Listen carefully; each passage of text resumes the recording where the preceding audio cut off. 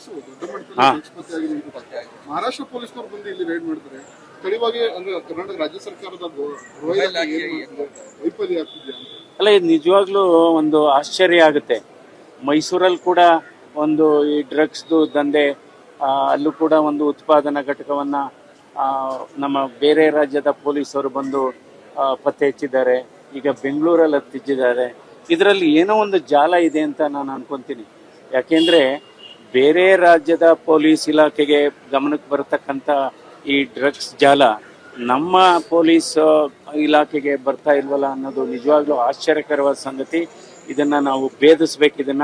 ಇದರಲ್ಲಿ ಯಾರ್ಯಾರು ಶಾಮೀಲಾಗಿದ್ದಾರೆ ಇಲ್ಲಿ ನಮ್ಮ ರಾಜ್ಯದವರು, ಅವ್ರಿಗೆಲ್ಲ ಒಂದು ಕಠಿಣವಾದ ಕ್ರಮ ಸಂದರ್ಭದಲ್ಲಿ ಅಲ್ಲಿ ಸಂಸದರು ಹೇಳಿದ್ರು ಸರ್, ಇದನ್ನು ನಾವು ಕೇಂದ್ರ ಗೃಹ ಇಲಾಖೆ ಗಮನಕ್ಕೆ ತರ್ತೀವಿ ಅಂತ. ಅಂದ್ರೆ ಇಲ್ಲಿದ ಒಂದಷ್ಟು ಕಾನೂನು ಸುವ್ಯವಸ್ಥೆ ಬಗ್ಗೆ ಕೇಂದ್ರ ಗಮನ ಸೆಳೆಬೇಕಾದ ಅವಶ್ಯಕತೆ ಇದೆ.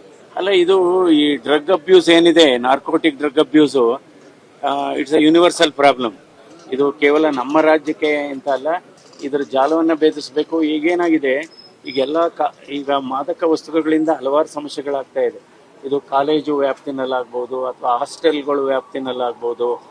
ಅದಕ್ಕೆ ಒಂದು ಜಾಲ ಇದೆ. ಅದು ಯಾವ ರೀತಿ ಮಾರಾಟ ಆಗುತ್ತೆ ಅಂದರೆ ಅದಕ್ಕೆ ಒಂದು ಕೊರಿಯರ್ ಸರ್ವಿಸ್ ಮಾಡತಕ್ಕಂಥದ್ದು ಜನ ಇದ್ದಾರೆ. ಇದರಿಂದ ಏನು ವಿದ್ಯಾರ್ಥಿಗಳ ಜೀವನ ಹಾಳಾಗುತ್ತೆ, ಅವರ ಭವಿಷ್ಯ ಹಾಳಾಗುತ್ತೆ, ಆಮೇಲೆ ಸಂಸಾರ ಹಾಳಾಗುತ್ತೆ, ಕೊನೆಗೆ ರಾಷ್ಟ್ರನೇ ಹಾಳಾಗುತ್ತೆ. ಸೊ ಅದರಿಂದ ಇದು ಗಂಭೀರವಾದ ಸಮಸ್ಯೆ. ಇದನ್ನು ನಮ್ಮ ಗೃಹ ಇಲಾಖೆ ಎಚ್ಚರ ಆಗಬೇಕು. ಇದಕ್ಕೆ ಎಲ್ಲೋ ಕೂಡ ಒಂದು ಲಿಂಕ್ ಎಲ್ಲೋ ಮಿಸ್ಸಿಂಗ್ ಆಗ್ತಾ ಇದೆ ಅಂತ ನನ್ನ ಭಾವನೆ.